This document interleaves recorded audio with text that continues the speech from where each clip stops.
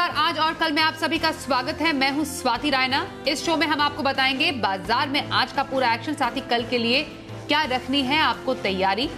हमारे साथ शो में शामिल होंगे हमारे खास मेहमान प्रॉफिट मार्ट सिक्योरिटीज के अविनाश गोरक्षकर। अविनाश जी का स्वागत करते हैं शो में, और पूरी रिसर्च टीम से हम समझेंगे अलग अलग सेक्टर्स का आज का हाल और उनसे जुड़ी हुई उनकी एक्सक्लूसिव रिसर्च भी।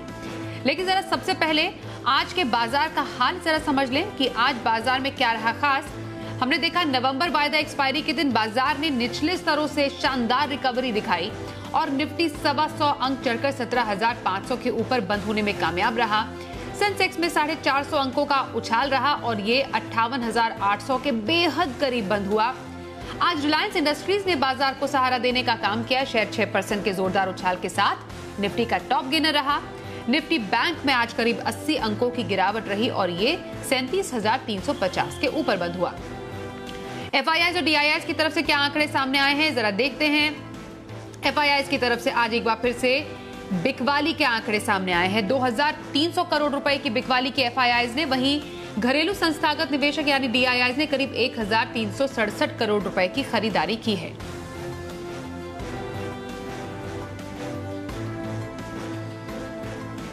आइए अब आज के बाजार का हाल समझते हैं। कौन से सेक्टर में सबसे ज्यादा हलचल रही, कहां पर मजबूती, कहां पर सुस्ती, समझते हैं हमारे सहयोगी आशीष चतुर्वेदी से। देखिए, आमतौर पर मंथली एक्सपायरी के समय बाजार जो है फायरवर्क्स एक्सपेक्ट करता है। हालांकि थोड़ी सुस्त एक्सपायरी आपको देखने को मिली, लेकिन निचले स्तरों से जैसा कि आप बता भी रहे थे कि एक अच्छी ठीक ठाक रिकवरी देखने को मिली। और इंटरेस्टिंग बात यह कि कल के लो से ही अगर आप देखें तो बाजार में जो है एक बढ़िया बाउंस देखने को मिला। इसके अलावा अगर आप देखें तो जो वॉलेटिलिटी का सूचकांक है, लगातार 2 दिन से हल्की सी गिरावट यहाँ पर देखने को मिल रही है। आज भी 2.5% की गिरावट यहाँ पर देखने को मिली, लेकिन निफ्टी बैंक ने थोड़ा सा जो है अंडर परफॉर्म किया। 77 अंकों की लगभग गिरावट यहाँ पर देखने को मिली। टॉप कंट्रीब्यूटर आज इंडेक्स रिलायंस इंडस्ट्रीज से एक बड़ा मूव आते हुए नजर आया। इसके चलते भी अगर आप देखें तो इंडेक्स को जो है कंट्रीब्यूशन देखने को मिला, सहारा देखने को मिला और बाजार में जो है हर निशान में क्लोजिंग देखने को मिली। लेकिन खास तबका बाजार में जो है सबसे ज़्यादा फोकस में नजर आ रहा है, जो कि है रीसेंट लिस्टिंग्स। यहाँ पर अगर आप देखें तो न्यू एज कंपनीज में काफ़ी बड़ा मूव देखने को मिल रहा है। लेटेंट व्यू एनालिटिक्स यहाँ पर देखिए पिछले 2 दिनों में 40% का बड़ा मूव देखने को मिला दिन के दौरान। पेटीएम में भी अगर आप देखें तो बड़ी तेज़ी देखने को मिली। इसके अलावा एक्सारो टाइल्स है, नायका जैसे स्टॉक्स में भी अच्छी खरीदारी का रुझान देखने को मिला। ढेर सारे स्टॉक्स ऐसे थे जहां पर मोर देन एवरेज वॉल्यूम्स के साथ बढ़िया खरीदारी देखने को मिली। सबसे पहला नाम आता है एजिस लॉजिस्टिक्स का। देखिए, लंबे समय से स्टॉक डाउन ट्रेंड में था, लेकिन आज जो है काफ़ी बड़े वॉल्यूम्स के साथ स्टॉक के अंदर खरीदारी आती हुई नजर आई। Welspun Corporation, Indiabulls, housing finance में बढ़िया मूव दिया। और साथ में कैश का स्टॉक जो है लाओपाला, यहाँ पर भी अगर आप देखें तो दिन के दौरान बढ़िया तेज़ी नजर आई। रियल्टी स्टॉक्स में कल गिरावट आई थी, आज अगर आप देखें तो निचले स्तर से एक बढ़िया रिबाउंड देखने को मिला। प्रेस्टीज जैसे स्टॉक्स में आई अच्छी तेजी। इसके अलावा फार्मा स्टॉक्स में भी अगर आप देखें तो चुनिंदा पैक्स में बढ़िया स्ट्रेंथ नजर आई। मिसाल के तौर पर देखिए, आमतौर पर स्टॉक की ज़्यादा चर्चा नहीं होती है। जेएसके फार्मा यहाँ पर काफ़ी बड़ा मूव देखने को मिला। लॉरस लैब्स में बढ़िया तेजी देखने को मिली। टोरेंट फार्मा में खरीदारी आई। आईटी स्टॉक्स में भी अंत में अगर आप देखें तो निचले स्तर से तेजी आई। हालांकि कोई बड़ी तेजी नहीं थी, लेकिन फिर भी अगर आप देखें तो बिरला सॉफ्ट है, एल&टी इन्फोटेक, टेक महिंद्रा जैसे जो स्टॉक्स हैं यहाँ पर खरीदारी का रुझान नजर आया। शुक्रिया आशीष। फिलहाल बाजार पर और ज्यादा जानकारी देने के लिए हमारे आज के एक्सपर्ट अविनाश गोरक्षकर का रुख कर लेते हैं। अविनाश जी, नवंबर सीरीज का आखिरी दिन तो बाजार के लिए अच्छा रहा। अब दिसंबर सीरीज की शुरुआत होगी। आने वाले दिनों के लिए बाजार पर आपकी क्या राय है? फिलहाल क्या स्ट्रैटेजी रखनी चाहिए किसी को? मुझे लग रहा है कि स्वाति, अगर हम दिसंबर की बात करें तो मुझे लग रहा है कि मार्केट्स में पहले 15 दिन के बाद आपको काफ़ी वॉल्यूम्स कम देखने को मिलेंगे। सभी जानते हैं कि एफआईआईज का जो वॉल्यूम होता है वो 15 दिसंबर के बाद थोड़ा सा कम होता है, क्योंकि ये क्रिसमस के लिए वापस घर जाते हैं। तो मेरे ख्याल से मार्केट में लिक्विडिटी थोड़ी सी फर्स्ट हाफ के बाद थोड़ी सी कम होगी और गिने चुने स्टॉक्स में ही काम अच्छा चलेगा। ओवरऑल इंडेक्स की बात करें तो मुझे लग रहा है कि अभी भी थोड़ा समय लगेगा इंडेक्स को 18,000 कंफर्टेबली क्रॉस करने में। हालांकि गिने चुने स्टॉक्स जैसे प्राइवेट बैंक्स है, पीएसयू बैंक्स है, कैपिटल गुड्स है, ये सारे ऐसे सेक्टर्स हैं जो काफी ऊपरी लेवल से नीचे आ गए। तो मेरे ख्याल से सिलेक्टिव बाइंग जरूर रहेगी। हालांकि ओवरऑल इंडेक्स के ऊपर अगर आप मुझे पूछे तो इंडेक्स बहुत ही एक नैरो रेंज में चलेगा। और आज एक्सपायरी दिन थी तो काफी वोलेटाइल दिन था। कल के दिन में देखना पड़ेगा कि कितनी डिलीवरी बेस्ड बाइंग आती है। एफआईआईज का तो सेलिंग लगातार हो रहा है और उसके सामने जो डोमेस्टिक बाइंग है वो थोड़ी सी कम पड़ रही है। तो मेरे ख्याल से कल अगर पोजिशनल बाइंग थोड़ी आती नहीं है तो वापस थोड़ा बहुत मुनाफा वसूली आपको देखने को मिलेगा, बट नेट स्टॉक स्पेसिफिक ही मेरे ख्याल से स्टॉक स्पेसिफिक एक्शन रहने की पॉसिबिलिटी है आने वाले महीनों में। बिल्कुल अविनाश जी, और 8 से 10 दिनों का नजरिया किसी को रखना हो तो पोजिशनल व्यू कहां पर रखने की सलाह देंगे? स्वाति, मुझे लग रहा है कि पोजिशनल व्यू हमको आईटीसी करंटली इस प्राइस पे काफी अट्रैक्टिव लग रहा है। काफी समय से ऊपरी लेवल से ये गिर भी चुका है, करीबन 230-31 का आज रेट है और आज के बाजार में इसने भी थोड़ा सा एक अपमूव दिखा है। हमारा मानना है कि not only business volumes but नए प्रोडक्ट्स लॉन्च करने की बातें आईटीसी कर रहा है, तो definitely medium long term prospects तो अच्छे ही हैं, लेकिन शॉर्ट टर्म में जिनको 8-10 दिन का पोजीशन लेना है, मेरे ख्याल से 243-244 का टारगेट प्राइस रख के करीबन 225 का स्टॉप लॉस रखे और यहाँ पे एक अच्छा शॉर्ट टर्म ट्रेड एटलीस्ट 8 से 10 दिन के लिए बन सकता है। तो ये मेरी तरफ से एक शॉर्ट पोजिशनल पिक आईटीसी पे। आईटीसी में पोजिशनल व्यू रखने की सलाह अविनाश गोरक्षकर की। आगे बढ़ते हैं और दिसंबर सीरीज के कुछ अहम इवेंट्स और बाजार के लिए अहम ट्रिगर्स समझते हैं हमारे सहयोगी मानसी दवे से। जी बिल्कुल, देखिए नई सीरीज काफ़ी एक्शन पैक रहने वाली है और कई सारे ट्रिगर्स हैं कि क्विकली सारे आपके सामने रखने जा रही हूँ। शुरुआत कर रहे हैं 26 नवंबर से टार्सन्स प्रोडक्ट लिमिटेड आईपीओ की लिस्टिंग होगी।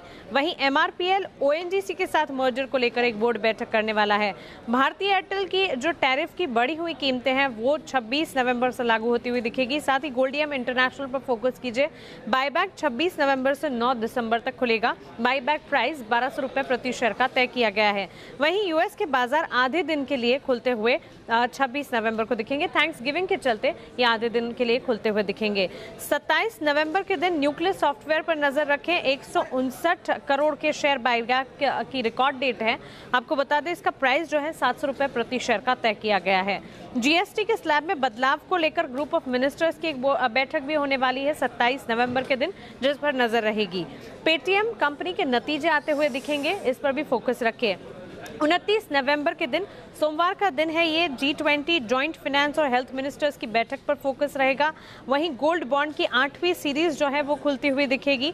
संसद का शीतकालीन सत्र इस दिन से शुरू होता हुआ दिखेगा। आपको बता दें 29 नवंबर से 23 दिसंबर तक ये चलता रहेगा। इन्वेस्को वर्सेस जील मामले पर बॉम्बे हाईकोर्ट में सुनवाई भी इस दिन होगी। साथ ही रिलायंस इंडस्ट्रीज के पार्टली पेड शेयर के दूसरे और आखिरी कॉल की 628 रुपये और 50 पैसे की पेमेंट जो पूरी करनी है उसकी आखिरी डेट भी 29 नवंबर होगी। अब 30 नवंबर पर आ जाते हैं। इंडिया Q2 जीडीपी के आंकड़े आते हुए दिखेंगे। Star Health and Allied Insurance Company Limited का आईपीओ इस दिन खुलता हुआ दिखेगा। वहीं गो फैशन इंडिया लिमिटेड आईपीओ की लिस्टिंग इस दिन होने जा रही है। 1 दिसंबर के दिन नवंबर ऑटो बिक्री के आंकड़े आएंगे और एमएससीआई में बदलाव 1 दिसंबर से ही लागू होते हुए दिखेंगे। 2 दिसंबर Star Health and Allied Insurance Company Limited का आईपीओ जो है वो बंद होता हुआ दिखेगा, जो कि हमने देखा था खुला था यहाँ पर 30 नवंबर के दिन, वो बंद होता हुआ दिखेगा 2 दिसंबर के दिन। 5 दिसंबर पर आ जाइए। 5 दिसंबर से एशियन पेंट्स अपने प्रोडक्ट्स के दाम बढ़ाने वाला है। इसी दिन IEX 2:1 के बोनस शेयर की एक्स डेट भी तय की गई है। 6 दिसंबर के दिन आरबीआई मॉनेटरी पॉलिसी कमेटी की बैठक जो है वो शुरू हो जाएगी। 6 से 8 दिसंबर तक की चलती रहेगी। वहीं 8 दिसंबर को आरबीआई की क्रेडिट पॉलिसी आती दिखेगी। इंडियन होटल्स का राइट्स इशू इस दिन बंद हो जाएगा और जेबीएम ऑटो पर नजर रखें। बोर्ड बैठक होने जा रही है जिस पर शेयर विभाजन को लेकर बातचीत होती हुई दिख सकती है। 9 दिसंबर के दिन सिल्वर ETF में निवेश का मौका खुलता हुआ दिखेगा। इससे जुड़े नियम जो हैं वो 9 दिसंबर से लागू होते हुए दिखेंगे। वहीं 10 दिसंबर को अक्टूबर के IIP के आंकड़े आते हुए दिखेंगे। Star Health and Allied Insurance company की लिस्टिंग भी इस दिन होने वाली है। 13 दिसंबर के दिन नवंबर CPI के आंकड़े आएंगे। वहीं 14 दिसंबर के दिन नवंबर WPI के आंकड़े हम देखेंगे। इस दिन FOMC की 2 दिवसीय बैठक भी शुरू हो जाएगी। 15 दिसंबर के दिन US फेड का ब्याज दरों पर फैसला आएगा। FOMC की प्रेस कॉन्फ्रेंस होने जा रही है, इस पर आपको नजर रखनी होगी। वहीं 16 दिसंबर को सेंसेक्स सेमी एनुअल रिव्यू के एडजस्टमेंट्स लागू होते हुए दिखेंगे। 23 दिसंबर का दिन संसद का शीतकालीन सत्र इस दिन बंद हो जाएगा। 24 दिसंबर से 26 दिसंबर तक क्रिसमस पर कई ग्लोबल मार्केट्स में छुट्टी रहने वाली है, तो छुट्टियों का दौर शुरू हो जाएगा। वहीं 27 दिसंबर रेमंड पर फोकस रखें। रेमंड अपैरल लिमिटेड के डीमर्जर पर इक्विटी शेयर होल्डर्स की बैठक होने जा रही है और इसी दिन दिल्ली गवर्नमेंट के रियल एस्टेट सर्कल रेट पर जो 20% का रिडक्शन है, ये रिडक्शन की समय सीमा भी खत्म हो जाएगी। और अंत में 30 दिसंबर के दिन दिसंबर सीरीज की एक्सपायरी होने जा रही है। महीने का आखिरी गुरुवार होगा, एक्सपायरी पर फोकस रहेगा। तो पूरे दिसंबर सीरीज के मेन इवेंट्स हमने मानसी से समझे। आइए अब एक शेयर का फोकस करते हैं और वो ये है सीमेंस का शेयर। और नतीजों के बाद हमने देखा सीमेंस का शेयर लुढ़का है और आगे कंपनी का भविष्य कैसा रहेगा, इस पर एक डिटेल रिसर्च की हमारे से होगी वरुण दुबे ने, उनसे समझते हैं। वरुण जरा बताएं, नतीजों के बाद सीमेंस के शेयर में ये ड्रॉप नजर क्यों आया? देखिए, सीमेंस के नतीजे तो कमज़ोर रहे हैं। सबसे पहले मार्जिन्स हमारे अनुमान से कम थे। इनफैक्ट जो ओवरऑल खर्च है उसमें 16-17% के आसपास की बढ़ोतरी के चलते मार्जिन जो है वो हमारे अनुमान से कम थे। कंपनी की आय जो है वो भी हमारे अनुमान से कम थी। एनर्जी और मोबिलिटी कारोबार जो है कंपनी का, वहाँ से बड़ा डिसअपॉइंटमेंट आया, जिसके कारण जो कंपनी की आय थी वो हमारे अनुमान से कम निकली। वहीं ऑर्डर बुक अगर आप देखेंगे तो केवल 5% के आसपास की बढ़ोतरी वहाँ हुई है और ये भी हमारे अनुमान से कम है। लेकिन आने वाले दिन जो है वो इस कंपनी के काफ़ी बेहतर रहने वाले हैं। खासकर जो ऑर्डर बुक की मैं बात कर रहा हूँ, ऑर्डर बुक में बढ़त भले ही कम हुई हो, लेकिन ऑर्डर बुक जो है अब तक के उच्चतम स्तर पर पहुँच चुकी है। 13,500 करोड़ के आसपास की ऑर्डर बुक इस कंपनी की है, जिसके चलते आगे की रेवेन्यू विजिबिलिटी जो है वो काफ़ी बेहतर हो जाती है। सिर्फ यही नहीं, इस कंपनी का जो एग्जीक्यूशन है वो काफ़ी बेहतर है और इनफैक्ट इस कंपनी का जो एग्जीक्यूशन है वो प्री कोविड लेवल पे भी पहुंच गया है। ये एक अच्छी बात है। मैनेजमेंट की कमेंट्री काफ़ी बेहतर रही है। मैनेजमेंट का कहना है कि आगे चल के जो इंफ्रा केपेक्स साइकिल है उससे कंपनी को काफ़ी फ़ायदा होगा। खासकर जो पब्लिक और प्राइवेट केपेक्स में बढ़ोतरी होगी उसका एक बड़ा फ़ायदा जो है इस कंपनी को होगा। सिर्फ यही नहीं, जो ओवरऑल डिजिटल साइकिल है उसका बड़ा फ़ायदा इस कंपनी को हो रहा है, क्योंकि वहाँ से काफ़ी बड़े ऑर्डर इस कंपनी को मिल रहे हैं, जहाँ पे ऑर्डर कंप्लीशन पीरियड भी कम रहता है और मार्जिन भी काफ़ी ज़्यादा रहते हैं। तो उसका एक बहुत बड़ा फ़ायदा जो इस कंपनी को आने वाले दिनों में होने वाला है और नए सेगमेंट्स में भी कंपनी उतर रही है, तो उसका भी एक बहुत बड़ा फ़ायदा होगा। तो नतीजों के चलते आज स्टॉक में थोड़ी बहुत गिरावट ज़रूर देखने मिली है, लेकिन आने वाले क्वार्टर जो है इस कंपनी के काफ़ी बेहतर रहने वाले हैं। वरुण, आपने सीमेंस पर तो पूरी जानकारी दी। गेमिंग सेक्टर काफी ज्यादा फोकस में है और गेमिंग कंपनियां जो है खासतौर पर हमने देखा यहाँ पर बहुत बड़ा निवेश आ रहा है और हम देख रहे हैं कि वैल्यूएशन में जोरदार ग्रोथ है। मतलब गेमिंग सेक्टर में निवेशकों की रुचि काफी बढ़ रही है। देखिए, भारत में गेमिंग कारोबार में बढ़ चढ़ के निवेश आ रहा है। हाल ही में ड्रीम स्पोर्ट ने करीब $840 मिलियन के आसपास जुटाए हैं और काफ़ी सारे फंड्स जैसे कि Falcon Edge, D1 Capital, Tiger Global, ये सारे वो निवेशक थे जिन्होंने इस कंपनी के फंड रेजिंग में हिस्सा लिया है। और सबसे इंटरेस्टिंग है इस कंपनी के वैल्यूएशन। हाल ही में जो फंड इस कंपनी ने जुटाए हैं उसके चलते इस कंपनी के वैल्यूएशन हो गए हैं $8 बिलियन के। इस कंपनी ने मार्च में भी फंड जुटाए थे और तब इस कंपनी के वैल्यूएशन थे करीब $5 बिलियन के आसपास के, यानी कि 8 महीनों में ही इस कंपनी के वैल्यूएशन में 60% के आसपास का जंप देखने मिला है। सिर्फ यही नहीं, पिछले साल भी इस कंपनी ने फंड जुटाए थे और तब से अब तक अगर आप देखेंगे तो इस कंपनी के वैल्यूएशन में 3 गुना से ज़्यादा का इजाफा देखने मिला है। सिर्फ यही कंपनी नहीं, इस पूरे स्पेस में बढ़ चढ़ के पैसा लगाया जा रहा है। इस साल के पहले 9 महीने में इस स्पेस में करीब $1.6 बिलियन के आसपास का निवेश किया गया है, जो कि पिछले 5 साल में सबसे ज़्यादा है। और वो भी तब जबकि लगातार ग्लोबली अगर आप देखेंगे तो गेमिंग कंपनी पे पाबंदियाँ लगाई जा रही है। भारत में भी काफ़ी सारे स्टेट्स हैं जिन्होंने पाबंदी लगाने की घोषणा की थी, लेकिन इसके बावजूद इस पूरे स्पेस में बढ़ चढ़ के पैसा लगाया जा रहा है और लगातार अगर आप देखेंगे तो वैल्यूएशंस बढ़ते जा रहे हैं। जाहिर सी बात है, इसका फ़ायदा 2 कंपनियों को भारत में होगा जो कि लिस्टेड स्पेस में है। एक तो नज़ारा टेक्नोलॉजीज़ और दूसरा डेल्टा कॉर्प। नज़ारा टेक्नोलॉजीज़ भी इसी कारोबार में और हाल ही में इस कंपनी ने OnePlay टेक्नोलॉजीज़ का अधिग्रहण किया था, तो उसका फ़ायदा भी इस कंपनी को आने वाले दिनों में होगा। और डेल्टा कॉर्प क्योंकि अड्डा 52 जो है इस कंपनी का हिस्सा है और जाहिर सी बात है अगर ओवरऑल स्पेस के वैल्यूएशन बढ़ते हैं तो कहीं ना कहीं डेल्टा कॉर्प को भी इसका बड़ा फ़ायदा होगा, क्योंकि आने वाले दिनों में हो सकता है कि डेल्टा कॉर्प एक बड़ी अनलॉकिंग भी कर सकता है। तो इसके लिए आप देख रहे हैं कि इन दोनों स्टॉक्स में आज अच्छी खासी हरकत भी देखने मिली। तो ये पूरा स्पेस जो है उसमें लगातार पैसा आ रहा है और लगातार वैल्यूएशन जो है इस पूरे स्पेस के वो बढ़ते जा रहे हैं। जानकारी के लिए शुक्रिया आपका वरुण। अविनाश जी, गेमिंग स्पेस से आपका कोई फेवरेट स्टॉक? देखिए, मुझे लग रहा है कि जैसे वरुण ने कहा, डेल्टा कॉर्प में हमको लग रहा है कि पोजिशनली रिस्क रिवॉर्ड काफी सिग्निफिकेंट है। इसका मतलब ये नहीं कि नज़ारा टेक्नोलॉजीज में ग्रोथ नहीं रहेगा, लेकिन डेल्टा कॉर्प में सबसे बड़ी बात है कि इनका जो कोर कैसीनो का बिजनेस है वो अभी काफी अच्छी तरह से तेजी पकड़ रहा है। हमको लग रहा है कि दिसंबर का क्वार्टर तो इनके लिए एक बहुत बड़ा क्वार्टर रहता है, तो इसमें डेफिनेटली अच्छी ग्रोथ आपको देखने को मिलेगी।